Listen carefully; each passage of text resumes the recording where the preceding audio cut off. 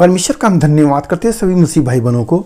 जय मसीह की। मेरे प्यारों, आइए प्रभु का वचन सुने और अपने जीवन में जो भी दुख परेशानियां हैं प्रभु के हाथ में सौंप दे। क्या जाने प्रभु की दया हो और आप वचन सुनते सुनते भले चंगे हो जाए। तो जो लोग ने कृपया इस चैनल को सब्सक्राइब कर दिए। तो मेरे प्यारों, मैं आज का वचन लाया हूँ कि जो लोग आपकी निंदा करते हैं, आपकी यीशु मसीह के अपनाने के कारण आपकी लोग निंदा करते हैं, मुंह पीछे गाली बकते हैं, तमाम तरह का आपको इल्ज़ाम लगा लगा कर आपको कुरुतते हैं कि इसने धर्म बदल लिया, इसने ईसाई धर्म को कबूल कर लिया, यह हिंदू धर्म को छोड़ दिया, यह मुस्लिम धर्म को छोड़ दिया। तमाम ऐसी बातों को बता बता कर वह ऐसे आपको दुख देते रहते हैं।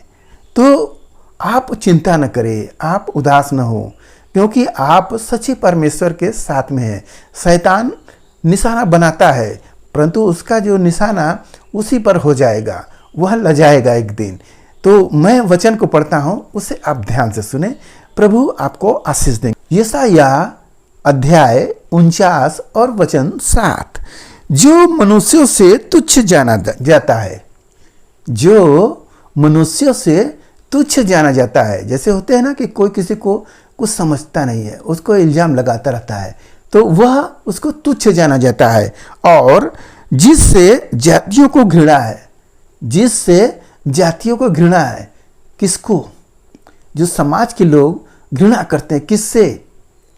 किससे करते हैं? जो अपराधियों का दास है। जो अपराधियों का दास है, वो कौन है?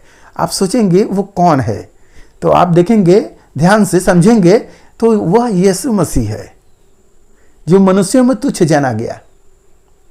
उसको लोग तुच्छ समझते थे और जो जातियां थी उनसे घृणा करती थी। जैसे प्रभु के साथ हुआ वैसे आपके साथ भी हो रहा है। और वह लिखा है कि वह अपराधियों का दास था। सोचिए, अपराध जो करता है उसका वो दास था, एकदम निम्न स्तर पर। आप भी वही हो, जो प्रभु यीशु मसीह है वही आप भी हो, वही काम आप भी कर रहे हो। हालेलुया। आप भी अपराधियों के दास हो। अब कहोगे कैसे? मेरे प्यारों, आप अपने पुराने जीवन को याद करो। आप भी एक अपराधी थे। किसके? परमेश्वर के। आप गलत गलत काम करने वाले थे, पाप करने वाले थे। जिसको अच्छा समझते थे वही तो पाप था और अपराधी थे आप। प्रभु के पास आने से आपकी पाप की क्षमा होती है। तो जब आपका पाप क्षमा होता है तो इससे पता चलता है कि आप पहले अपराधी थे, अब आपका पाप क्षमा हुआ है। तो यहाँ वचन वही बताया जा रहा है कि वह अपराधियों का दास था। जैसे आपके पास कोई आता है और प्रभु का सुसमाचार सुनाते, तो पहले वह पाप में था, अब आपके पास आया, आप उसको वचन सुना रहे हैं, आप उसका दास, उसका सेवा कर रहे हैं, उसके लिए प्रार्थना कर रहे हैं, तो आप क्या हैं? उसके दास हैं। हालेलुया। समझ में आया?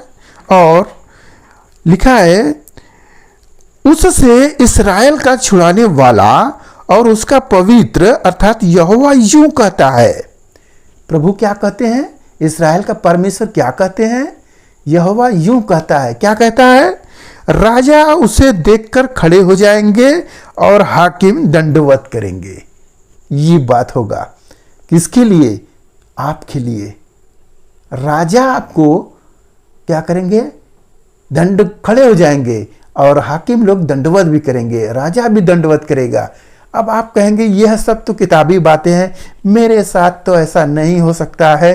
तो यह आपके मन की बात है, यह सच है। आप पौलुस को देख लीजिए, पतरस को देख लीजिए, उसके किताबों को पढ़कर देखिए, क्या राजा उसके सामने दंडवत नहीं किए?